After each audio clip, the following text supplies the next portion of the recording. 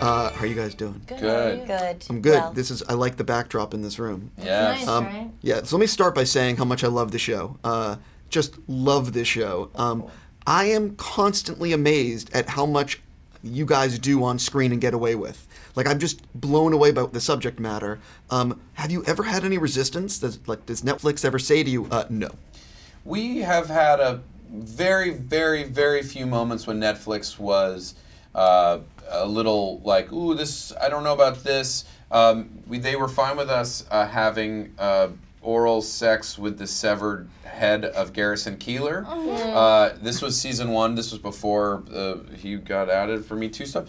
But in season 2, the interesting thing that both of these, Jenny's character of Missy and Jessi's character of Jessi, go to a Korean spa and see all the different types of women's bodies, including Missy and Jessi's body. To show that they are comfortable eventually being in this space and okay with their bodies, they disrobe.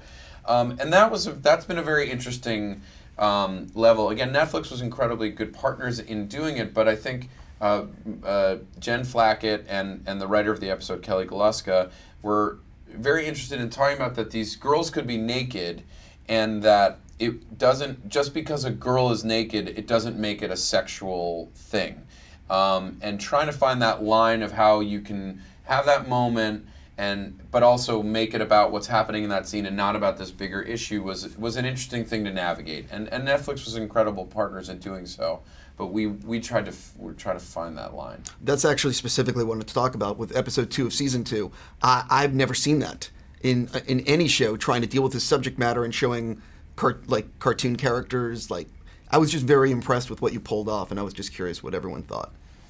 I mean, I think there are certainly good reasons for why some depictions of especially like young women's bodies are prohibited.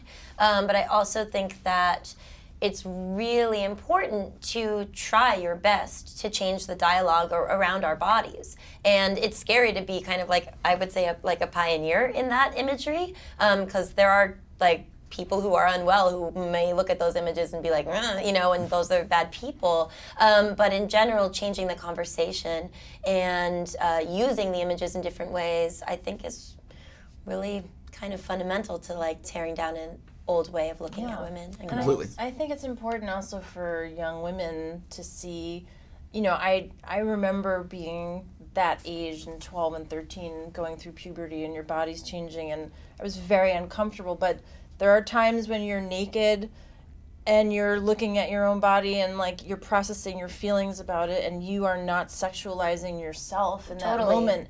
And I think it is about how can you see a young woman's POV of herself. I think like that, where she is the subject of her story and her feelings, and like still, like you're saying, kind of protect it. I think but you can't get to her story unless you allow the freedom, I think, of like seeing how that girl sees herself. And that starts with being like, don't be predators. Basically, like it doesn't start with the, like, for me, I remember just recently like thinking about this episode and being like, I wish that somebody had been clear with me when I was young, because I was so curious and continue to be very curious about my own body, that my body is personal and private, but it's not secret. And it's really weird when you're a kid and you're like, oh, I just like want to see what my butthole looks like or something. And you feel like it's a secret, like you're doing something wrong just by exploring and taking a look. And can I tell you guys something? Is my butthole not a secret? I just looked at my own butthole for the first time. Really? What's going on back there? It looks How do you fine. feel about it? It's fine. I bent over and looked at mine the other week. It's not a secret. It's not a secret. It's not a secret. But it will keep your secret. Like you can write them on a scroll, like at the Wailing Wall in put it in there, Jerusalem, and just stick them up there. I have a bunch of gossip. Tells a lot of secrets. That's yes, right. It does. Oh, mine's a real gossip. Yeah. Secret but deadly. You heard that story before. Yeah. Anyway, we're the adults. We're the adults in the room. It's why the show is so funny. Yes. You know what I mean? How much did you know about the full arc of the 20 episodes going in, and how much was it sort of being figured out as it was going? I think we go more season by season than we do like 20 episodes in. I think like season 1 we had clear ideas about where we wanted to start and finish, like that we thought, and but we leave as much as possible for discovery. That like Andrew and Missy, as soon as we started writing and starting to voice the show, that there might be a really fun relationship there, that we didn't know whether it would be good or bad or how it would go in the end. In season 2, Andrew, my partner, came in with the idea of saying, like, I really think we should talk about shame. He's like, I have an idea for like a shame monster, and I was like, maybe it's a shame wizard, because wizard feels more like shame can cast spells on you, and that Jesse's character parents would be going through a divorce, and we would know that Jesse would be going through acting out, but we try to leave as much as possible for it sounds so cheesy, but to like let the characters tell us what they think should be happening, as well as talking to our incredible cast of actors to say to us, like, hey, I think this is kind of what Missy's going through or Jesse's going through, or maybe, so we try to get as much feedback from them as possible. What do you think would surprise, for all three of you, what do you guys think would surprise people to learn about the making of Big Mouth, if anything? Ooh, deep question. Mm-hmm. I'm really thinking. Yeah. I can talk while you guys think. Yeah, do it. Talk. I'm just spacing out. I mean, what would I think?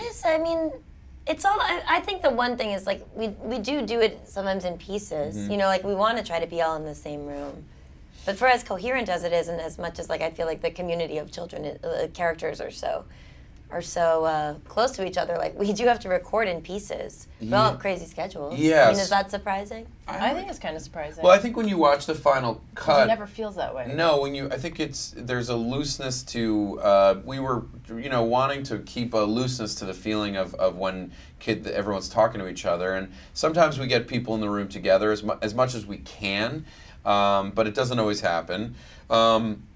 I guess, one interesting thing that people should know about the show is that I've actually never ejaculated. Yeah.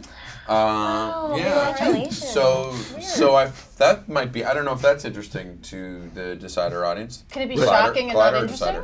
I'll go with It can Collider. be boring, but also shocking. You know what I mean? I record my stuff just dripping in semen.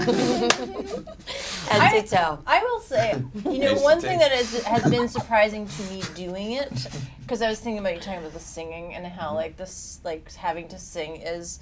It does take me back. I feel the shame wizard feelings. There are so many moments doing this show in the booth where I feel like not to talk about like my incredible acting, but more just for me as a human, that I find myself really feeling adolescent feelings while I'm doing it in ways that are very interesting, upsetting, fascinating. Yeah. Do you know what I mean? Well, yeah.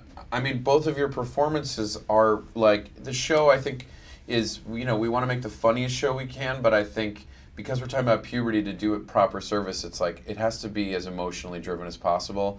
And I think both Jessi and Jenny give like such heartfelt, emotionally driven performances that it's like, it's crazy because you think of voice acting, it's like, everybody's just going and messing around in the room, but it's like, you have to really be acting in there. And so I don't know. But that's one of the reasons I love the show. It feels very authentic and real. Thank you. Thank you.